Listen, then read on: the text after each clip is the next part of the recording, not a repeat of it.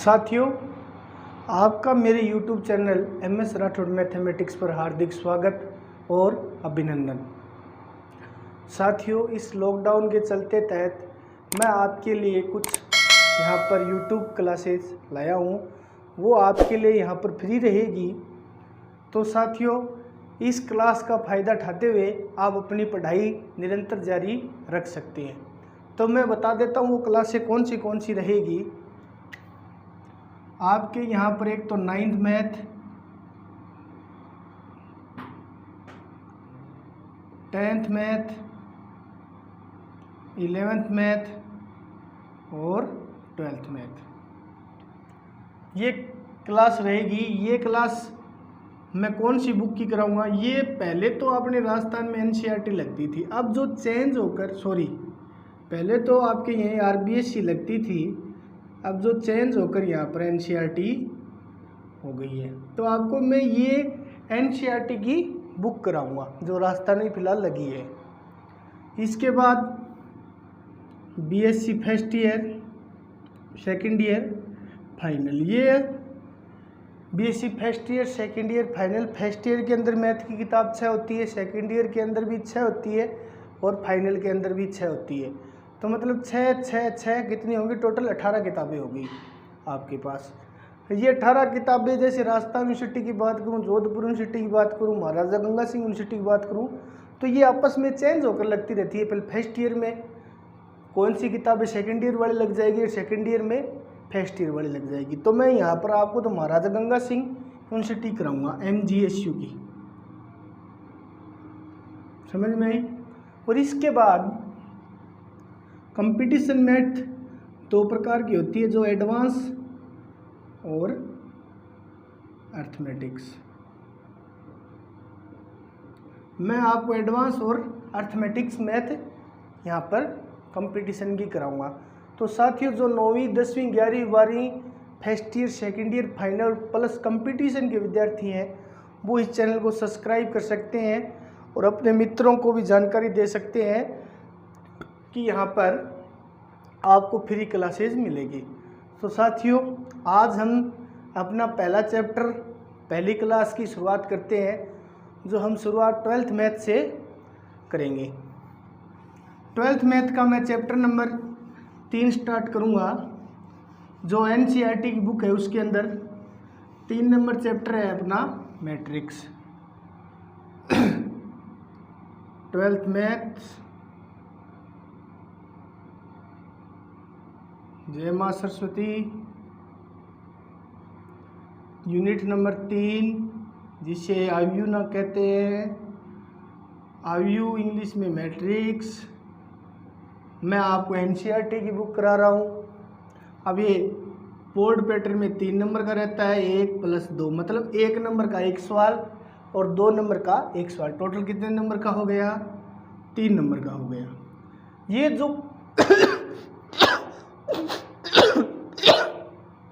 Blueprint है, मैं आपको जल्दी 10th और 12th का ब्लूप्रिंट उपलब्ध करवा दूंगा। तो साथियों, आगे बढ़ते हुए कि आयु और मैट्रिक्स होती क्या चीज़ है। जैसे कभी आप अपनी कक्षा में बैठे हो तो क्या एक पंक्ति में बैठते हैं? एक तो पंक्ति होती है और एक रो होती है। पंक्ति होती है और एक स्तंभ होता है, उस प्रकार बैठते हैं। कहीं आप प्रार्थना कक्ष में बैठते हो, प्रार्थना कक्ष में प्रार्थना बोल रहे, एक तो पंक्ति के हिसाब से खड़े होते हैं और एक स्तंभ के हिसाब से खड़े होते हैं। तो साथियों, वैसे मैट्रिक्स जैसे ए, ये लिया मैंने, ABCDEFG,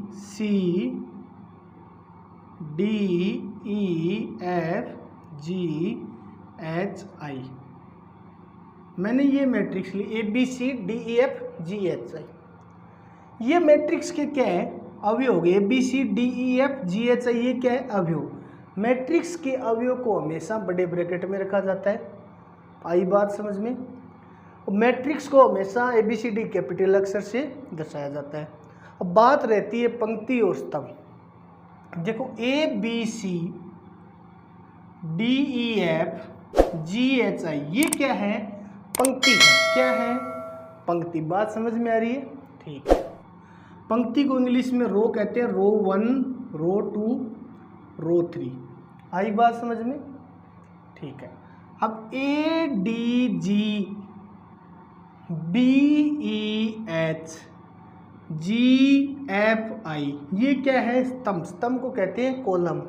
कॉलम यानी C1 C2 C3। पंक्ति कितनी है? 3। स्तंभ कितने हैं? 3, तो गुणा 3। 3/3 का मतलब 9। तो 9 देखो, 9 क्या है? इसके अंदर अवयव है मैट्रिक्स के अंदर, ABCDEFGHI, ये क्या है? टोटल 9 अवयव है कि 3 पंक्ति और 3 स्तंभ। बात समझ में आ रही है? ये 3/3 का मतलब हो गया मैट्रिक्स की कोटि। क्या हो गया? मैट्रिक्स की कोटि। समझ में आ गई कि जो 3/3 है ये क्या हो गया? मैट्रिक्स की कोटि। जो मैट्रिक्स की कोटि है उसे प्रदर्शित करते हैं पंक्ति और गुणा स्तंभ से। मतलब पहले पंक्ति आएगी कोटि के अंदर, फिर क्या आएगा? स्तंभ आएगा। मेरी बात समझ में आ रही है? जैसे A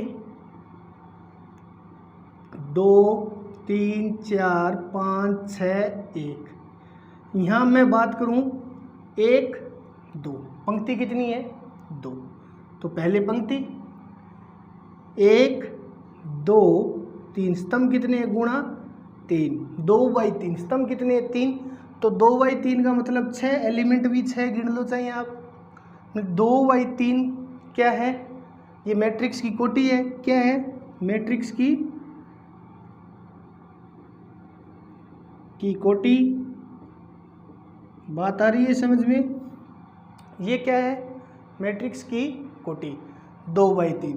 मैट्रिक्स की कोटि में सर्वप्रथम पहले पंक्ति फिर स्तंभ रखा जाता है। मैट्रिक्स के अवयव को बड़े ब्रैकेट में रखा जाता है। मैट्रिक्स हमेशा कैपिटल अक्षर से ही प्रदर्शित होती है, मतलब दर्शाई जाती है। 2/3 ये 6 हो गया।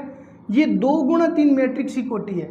मैट्रिक्स की कोटि को m गुणा n से भी लिखते हैं। m, अब ये m का मान 2 है, n का कितना है? 3। बात समझ में आ रही है? m का मान 2 है, n का मान कितना है? 3। आ रही है बात समझ में? कि m का मान 2, n का 3, मतलब m हो गया पंक्ति, n स्तंभ। समझ में? m पंक्ति, n स्तंभ। यहाँ m का मान कितना था? 3 और n का भी 3। आ रही है बात समझ में? m का मान भी 3 और n का मान भी 3। अगर आपके अभी भी पंक्ति और स्तंभ में कुछ डाउट रहता है तो देखें, आप ग्राफीय विधि से भी पढ़ सकते हैं। पंक्ति को आप एक क्षैतिज रेखा मान लो। क्या है? क्षैतिज रेखा क्या कहलाएगी? पंक्ति कहलाएगी। क्षैतिज रेखा यानी XX, वो क्या कहलाएगी? पंक्ति। और स्तंभ को आप मान लो ऊर्ध्वाधर रेखा, ऊर्ध्वाधर रेखा यानी YX क्या कहलाएगी? स्तंभ कहलाएगी। मतलब क्षैतिज रेखा को मान लो आप, क्षैतिज रेखा वो आपको पता है ये होती है, ऊर्ध्वाधर रेखा ये होती है, और ये से ये XX होता है, ये YX होता है। मतलब जो क्षैतिज रेखा उसे स्तंभ क्षैतिज रेखा को पंक्ति मानो और ऊर्ध्वाधर रेखा को स्तंभ मानो। जैसे एक और एग्जाम्पल की बात करूं मैं, ए दोबारा देखो, ये 2/3 है, ये मैट्रिक्स की कोटि है। मैट्रिक्स की कोटि m गुणा n होती है। m यहाँ पर पंक्ति होता है, n यहाँ पर स्तंभ होता है। मैट्रिक्स की कोटि को पंक्ति गुणा स्तंभ से लिखते हैं। यहाँ m का मान 2 है, यहाँ n का मान 3 है। यहाँ m का मान 3 है और n का मान भी 3 है। अब देखो A11, मतलब ये A11 का मतलब क्या हो गया? पहली पंक्ति पहला स्तंभ। A12 पहली पंक्ति दूसरा स्तंभ। A13 पहली पंक्ति तीसरा स्तंभ। इसी प्रकार A21 मतलब दूसरी पंक्ति पहला स्तंभ। A22 दूसरी पंक्ति दूसरा स्तंभ। A23 दूसरी पंक्ति तीसरा स्तंभ। ठीक है, अब ये हो गया A तीसरी पंक्ति पहला स्तंभ, तीसरी पंक्ति दूसरा स्तंभ, तीसरी पंक्ति तीसरा स्तंभ। अब बात करें यहाँ पर पंक्ति की, देखो 1 2 3 क्षैतिज रेखाएं 3 पहले पंक्ति लिखी जाती है। बात करें स्तंभ की, 1 2 3 स्तंभ कितने हो गए 3। ये कितने के 3x3 की मैट्रिक्स है। ये क्या है, मैट्रिक्स की कोटि। आ रही है बात समझ में? ये क्या है, मैट्रिक्स की कोटि। मैट्रिक्स की कोटि को m गुणा n से लिखते हैं, m गुणा n से लिखते हैं। m क्या दर्शाता है, ये देखो पंक्ति, n क्या दर्शाता है, स्तंभ। तो यहाँ m का मान भी 3 है और n का मान भी क्या है, 3 है। आ रही है बात समझ में? ऑफ कोर्स मैट्रिक्स के अवयव को बड़े ब्रैकेट से दर्शाते हैं और मैट्रिक्स को अंग्रेजी के बड़े अक्षर से दर्शाया जाता है। ये मैट्रिक्स के अंदर अवयव है। अवयव के बारे में आपने 11वीं क्लास के अंदर समुच्चय में पढ़ा होगा। ये जो अवयव है ये हमारे 3x3 9 है। आप गिन सकते हैं 1 2 3 4 5 6 7 8 9। कितने अवयव है, 9 अवयव है। आपको समझ में आई? मैट्रिक्स की कोटि m गुणा n, m का मान 3, n का मान भी 3। अब आपके सिलेबस में 3x3 से बड़ी मैट्रिक्स नहीं है, 3x3 से बड़ी मैट्रिक्स नहीं है। बीएससी फर्स्ट ईयर के अंदर तो किताब लगती है मैट्रिक्स, उसके अंदर तो है बड़ी, परंतु आपके 12th सिलेबस में 3x3 से बड़ी मैट्रिक्स उपलब्ध नहीं है। तो देखो साथियों, आगे पढ़ते हुए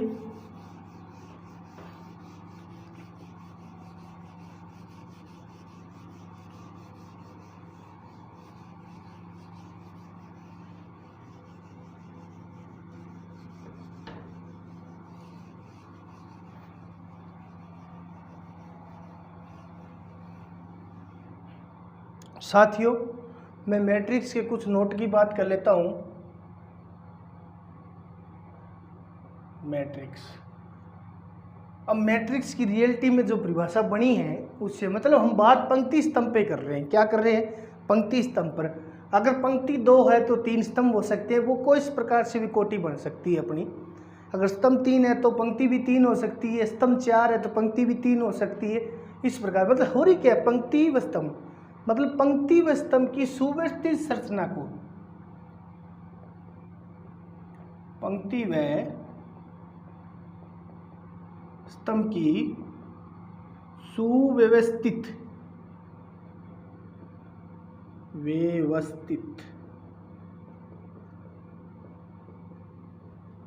संरचना को क्या कहते हैं, मैट्रिक्स कहते हैं। अब वो संरचना आपने मैं पहले ही चर्चा कर चुका हूँ। इसके अंदर जो नोट बनती हैं 3 प्रकार के, वो देखो। नोट फर्स्ट कि बड़े ब्रैकेट में अवयव को रखा जाता है, अवयव इतने में समझ जाना आप ही। दूसरा, ABCD के बड़े अक्षर से प्रदर्शित किया जाता है। तीसरा, मैट्रिक्स की कोटि को m गुणा n से लिखा जाता है। m यहाँ पर पंक्ति होता है, n यहाँ पर स्तंभ होता है। आ रही है बात समझ में?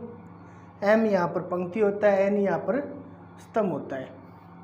अब कई बार प्रश्न में किस टाइप का बनेगा, देखो प्रश्न भी मतलब प्रश्न के अंदर आपको ये आएगा AIJ।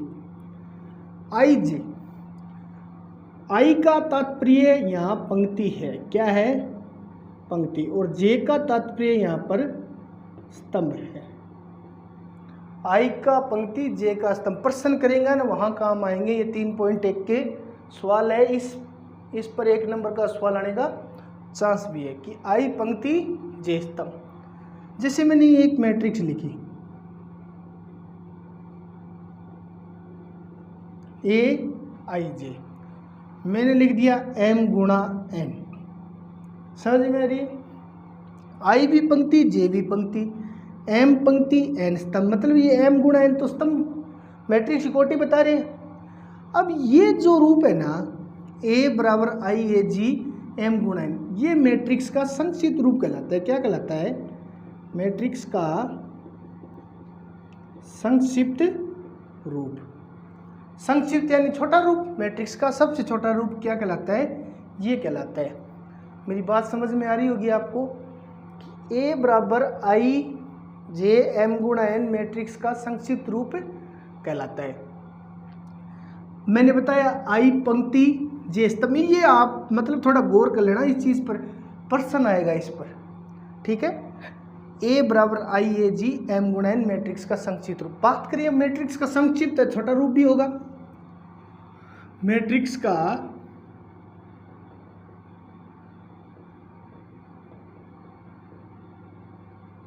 व्यापक रूप, मैट्रिक्स का व्यापक रूप। आ रही है बात समझ में? अब जो मैट्रिक्स का व्यापक यानी बहुत बड़ा, मैंने ए मैट्रिक्स मान ली,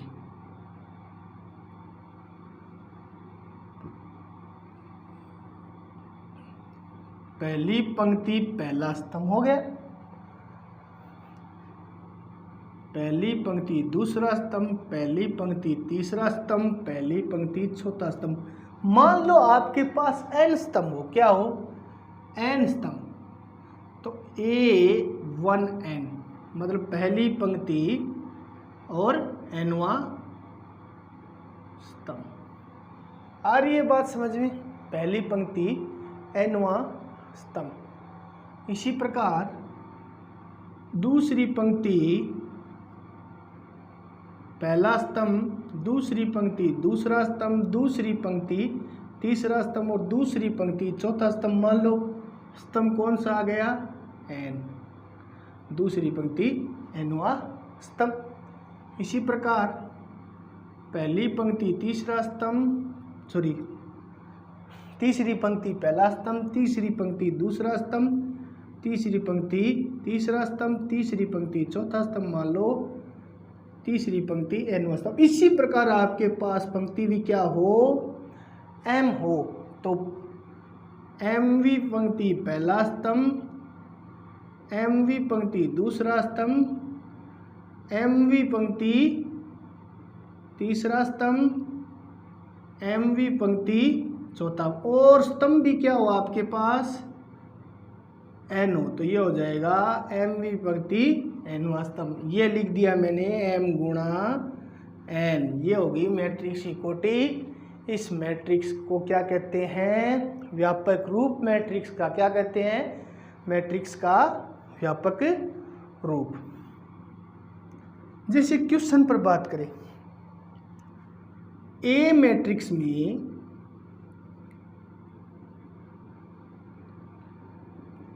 इसमें 12 एलिमेंट अवयव विद्यमान है, तो मैट्रिक्स की कोटि लिखे कितनी होगी? मैट्रिक्स की कोटि बताइए। ये आपके 3.1 का सवाल है। इस प्रकार के आपको सवाल मिलेंगे कि 12 अवयव है। 12 अवयव का मतलब जैसे A 2 3 4 5 6 7, समझ में आई?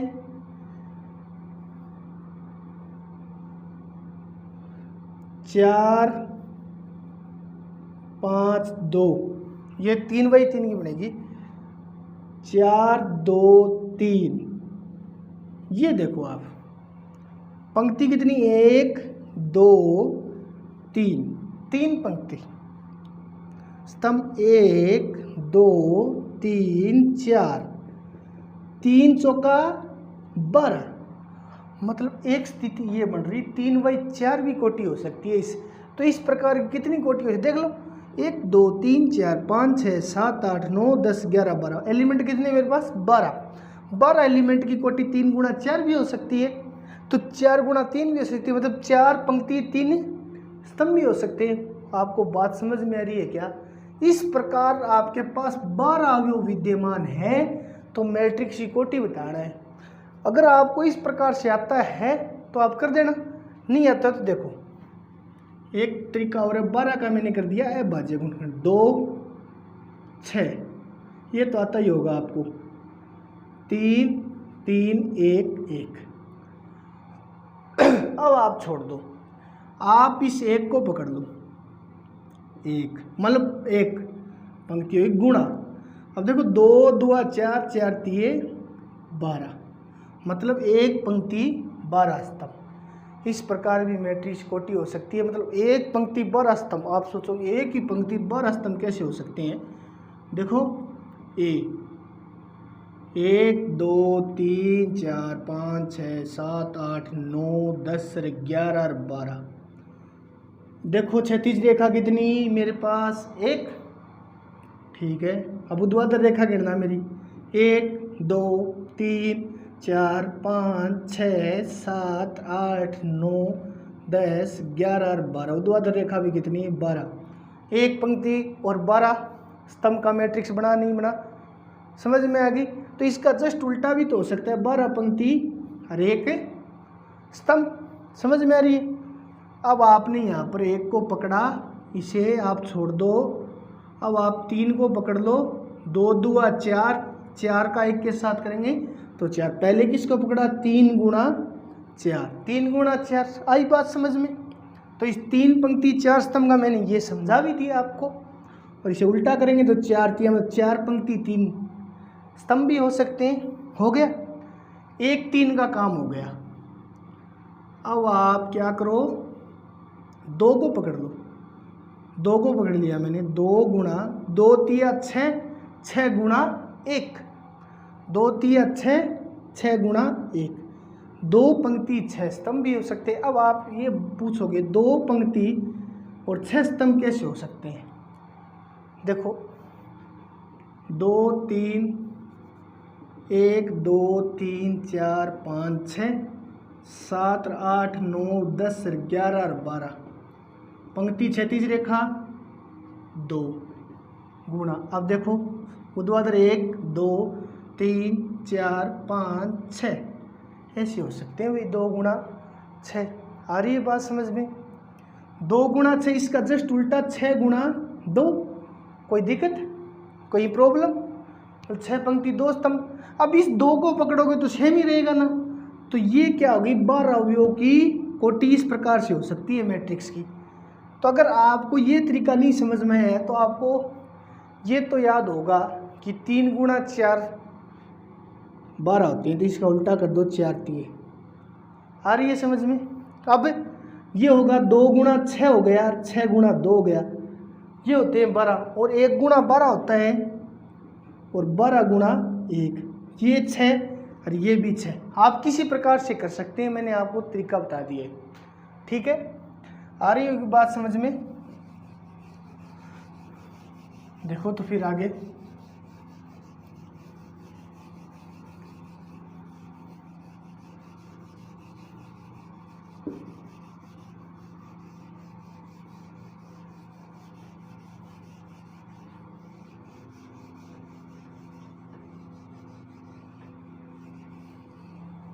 अब मान लो प्रश्न इस प्रकार कह दे कि मैट्रिक्स में अवयव 5 है। मैट्रिक्स में ए मैट्रिक्स में अवयव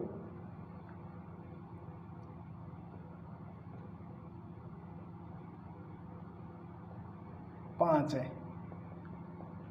तो ए मैट्रिक्स में अवयव 5 है, तो क्या करो, इसकी आप कोटियां बताओ या मैट्रिक्स की कोटि बताएं। मैट्रिक्स की कोटि बताएं। आ रही है बात समझ में, ठीक है।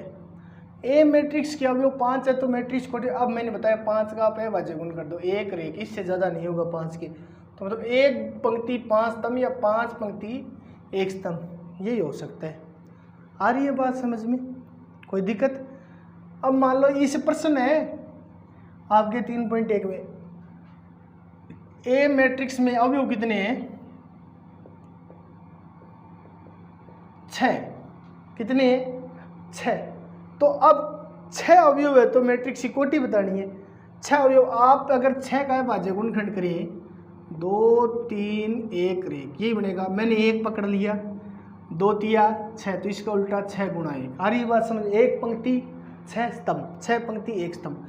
मैंने 3 पकड़ लिया, 2 का 1 के साथ करेंगे 2, 3 दुआ 2 तिया। अब बच गया क्या? मेरा 2 पकड़ लिया मैंने, 2 पकड़ने के बाद भी मैंने 3 गुणा 1 करो या 1 तिया करो, एक ही बात है, ये सेम ही होंगे। इतने ही प्रकार हो सकते हैं। बात समझ में आ रही है? ठीक है। अब मैं बात करता हूँ अगले प्रश्न पर। आपको भी इस प्रकार का भी प्रश्न मिलेगा कि ए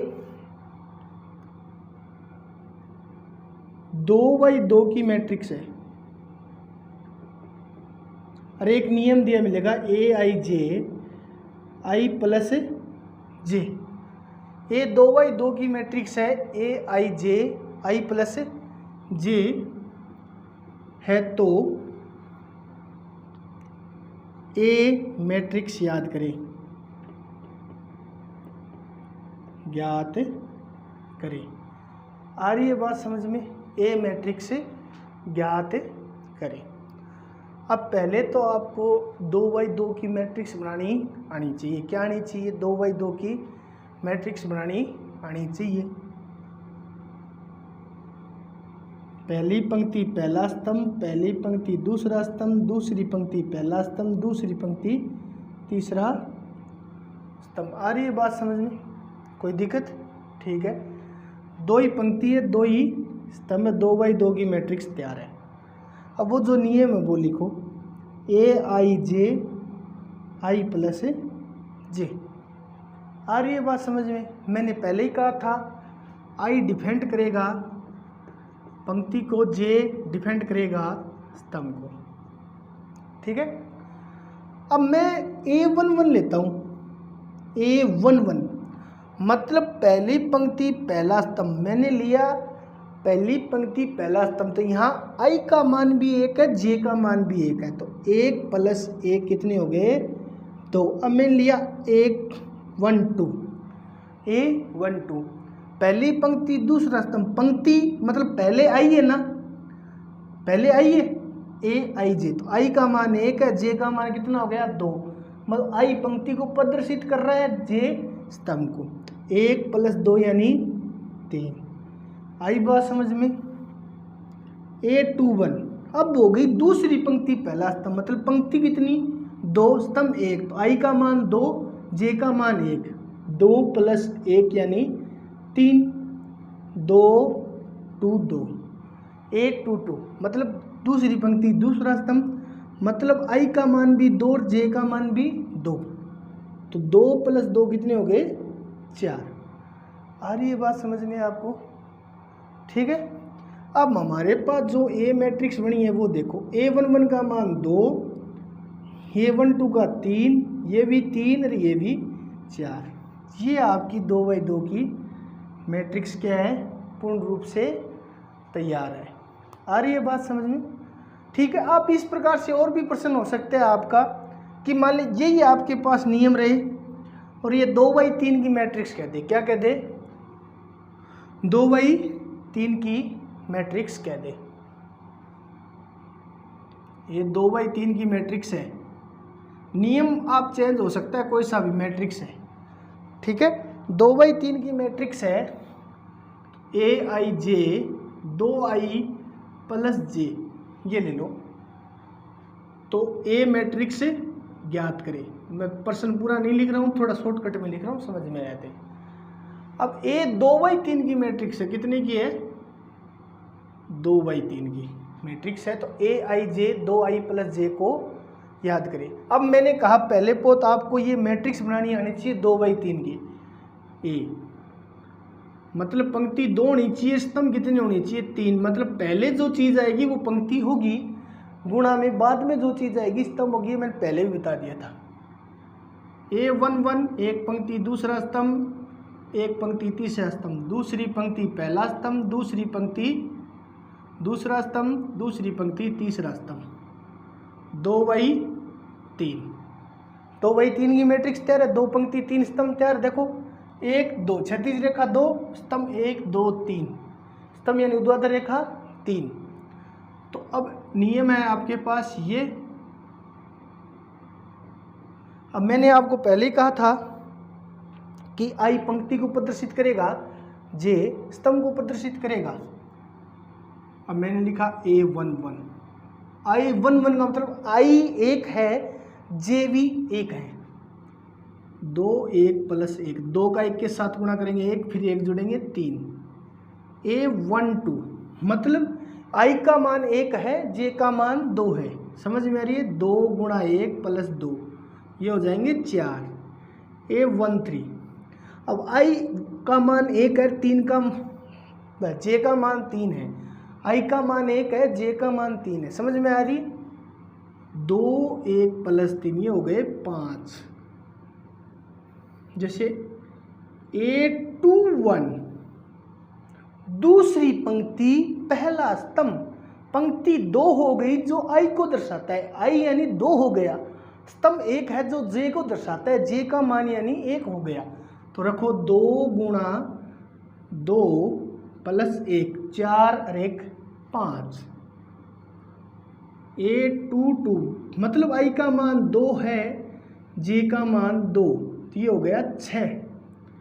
A23 आई का मान 2 है और जे का मान 3, यानी 2 2 4, 4 प्लस 3 7। A11 कितना है? 3।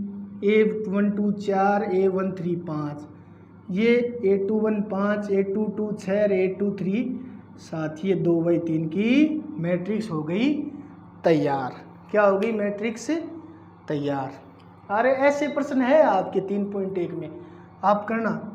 एक नोट है, बहुत मोस्ट इम्पोर्टेंट है, जिस क्वेश्चन बनता है इस नोट से, कि 2 मैट्रिक्स की कोटियां समान हो और वह मैट्रिक्स बराबर हो तो उनके अवयव भी क्या होते हैं? बराबर। 2 मैट्रिक्स की कोटियां समान हो, वह मैट्रिक्स बराबर हो तो उन मैट्रिक्स के अवयव भी समान होते हैं। जैसे AIJ M गुणा N मतलब कोटि समान मान लो, BIJ M गुणा N। अगर A = B है तो इस प्रकार ये भी क्या होगा? समान।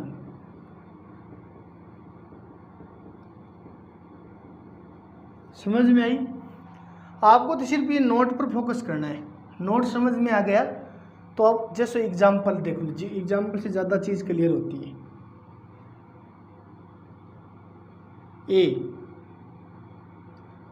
X Y 1 2 2y 2, B 3 4 AB 2y 2, मतलब 2 पंक्ति 2 स्तंभ। A = B है तो X Y A B ज्ञात करें। अगले ने क्या कहा है? 2 मैट्रिक्स की कोटियां समान है, मतलब अगले ने A = B दिया है। तो देखो A X Y 1 2 3 4 AB, मतलब ये भी 2/2 की मैट्रिक्स और ये भी 2/2 की मैट्रिक्स। नोट पर फोकस करो। 2 मैट्रिक्स की कोटियां समान है, समान है, वह मैट्रिक्स बराबर है, बराबर है, तो उन मैट्रिक्स के अवयव भी समान होते हैं। मतलब 2 अवयव की कोटियां समान है, वो मैट्रिक्स बराबर भी दी अपने को, तो उनके एलिमेंट भी क्या होते हैं? बराबर। मतलब अब x का मान कितना हो जाएगा? 3, y का 4, ए का 1, बी का 2। बात समझ में आई कि जब दो मैट्रिक्स की कोटियाँ समान और वो बराबर दी गई हो तो उनके एलिमेंट भी क्या होते हैं, बराबर होते हैं। साथियों आपको मेरे पढ़ा हुआ मैट्रिक्स समझ में आया होगा। अगर साथियों आपको अच्छा लगे तभी, ऐसे नहीं कि धक्के से ही, आपको अच्छा लगे तभी शेयर करें, अन्यथा कोई ज़रूरी नहीं है भाई। क्यों, आपको पसंद नहीं आता तो कोई शेयर करने की ज़रूरत नहीं है। अगर आपको वास्तव में समझ में आया हो, अगर वास्तव में लगता हो अच्छा पढ़ाया है तो शेयर करें, चैनल को सब्सक्राइब करें, लाइक करें और कमेंट में बता दें आपको कोई भी सवाल पूछना हो। जैसे आप लिख दो कि 3.1 का क्वेश्चन नंबर 2 के ऑप्शन नंबर 2 यानी 3, ऑप्शन नंबर 3 बताओ, मैं बता दूंगा। ठीक है साथियों, आप सभी का धन्यवाद। जय हिंद।